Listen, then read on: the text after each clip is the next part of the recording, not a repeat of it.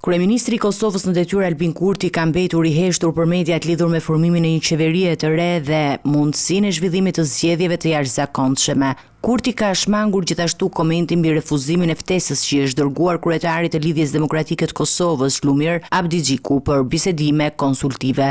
Në një vizitë në Koshare, kryeministri Kurti u pyet nga gazetarët për këtë çështje, por nuk dha asnjë përgjigje, pavarësisht se kishte ftuar Abdigjikun në 3 takime të ndryshme. Kreu i LDK-s theksoi se gjua e përdorur nga lëvizja vetëvendosjes ndaj LDK-s ka bërë të pamundur bashkëpunimin në formimin e qeverisë së re.